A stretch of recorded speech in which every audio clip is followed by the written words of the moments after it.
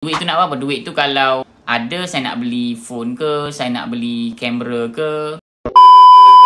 Macam mana kita nak tahu masa terbaik untuk kita arahnukan emas kita, cikgu? Okey, menarik soalan tentang arahnu. Okey, arahnu ni untuk pengetahuan mereka yang tak tahu adalah tempat untuk kita pajak emas. Macam mana masa terbaik untuk pajak emas?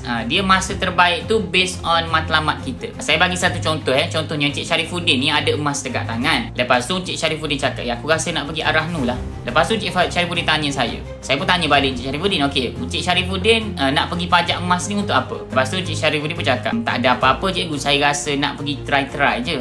Duit tu nak apa? Duit tu kalau ada saya nak beli phone ke, saya nak beli kamera ke." Saya tanya, "Apa tujuan phone dan kamera?" "Tak ada, saja je saya minat-minat nak beli." Kalau situasi macam ni, saya cakap, "Cik Sharifuddin, saya tak recommend untuk pergi arahnukan emas."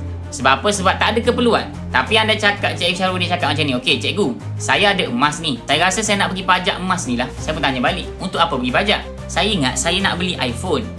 Dan iPhone ni saya nak guna untuk buat bisnes public good." Nampak tak?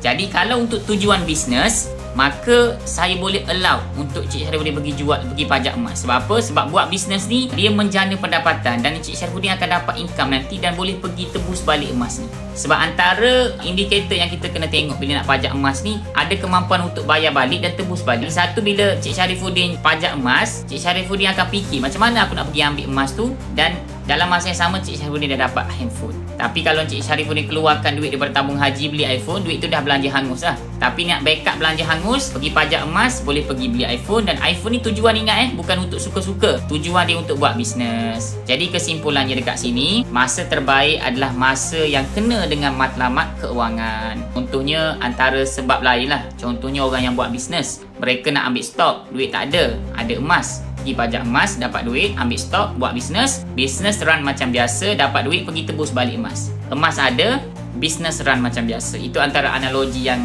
ringkas lah saya boleh bagi. Jadi semoga menjawab soalan tentang arahnu emas. Siapa-siapa yang nak menabung emas di Public Gold di bawah bimbingan daripada saya, boleh tekan pautan dekat saya punya profile. Siap daftar nanti boleh terus hubungi saya.